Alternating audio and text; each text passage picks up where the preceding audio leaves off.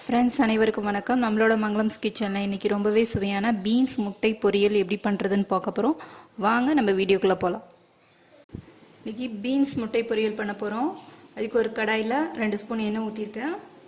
இப்போ எண்ணெய் காஞ்சதும் சோம்பு தட்டி வச்சுருக்கேன். இது ஒரு அரை ஸ்பூன் போட்டுக்கலாம். அது கூட ஒரே ஒரு பச்சை மிளகாய் கட் பண்ணி வச்சுருக்கேன், அது போட்டுக்கலாம். அது கூட ஒரே ஒரு பெரிய வெங்காயம் நல்லா பொடிசாக கட் பண்ணி வச்சுக்கோங்க, அதை சேர்த்துக்கலாம்.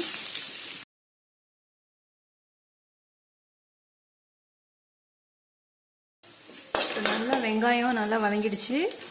இது கூட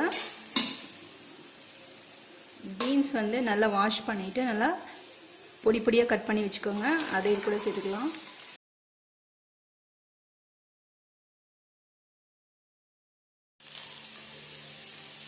இது கூட ஒரு அரை ஸ்பூன் மஞ்சள் சேர்த்துக்கிறேன்.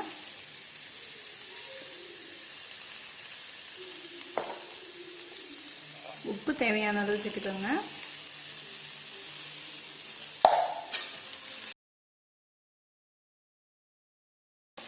இப்போ உப்பு போட்டிருக்கோம், நல்லா கிளறி விட்டுட்டு இது கூட தண்ணி சேர்க்காம அப்படியே ஒரு 5 நிமிஷம் மூடி வச்சிடலாம்.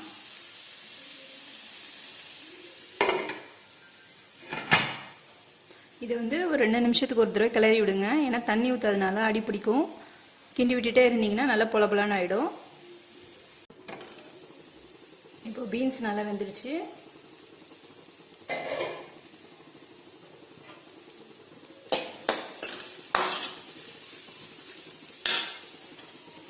இது கூட ஒரு ஸ்பூன் மிளகுத்தூள் சேர்த்துக்கிறேன், காரத்துக்கு ஏற்ற மாதிரி சேர்த்துக்குங்க.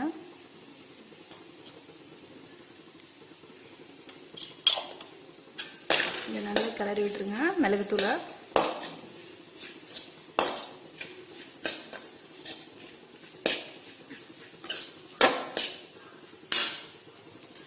இது கூட ஒரு 4 முட்டை நல்லா அடிச்சு வச்சிருக்கேன். முட்டைக்கு தேவையான உப்பு இதிலே போட்டுட்டேன்.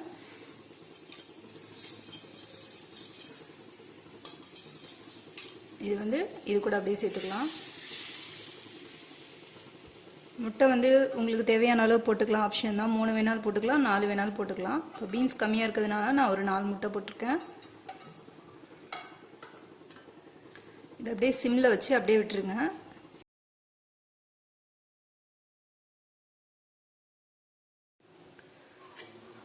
ஸோ நல்லா கிளறி விட்டாச்சு.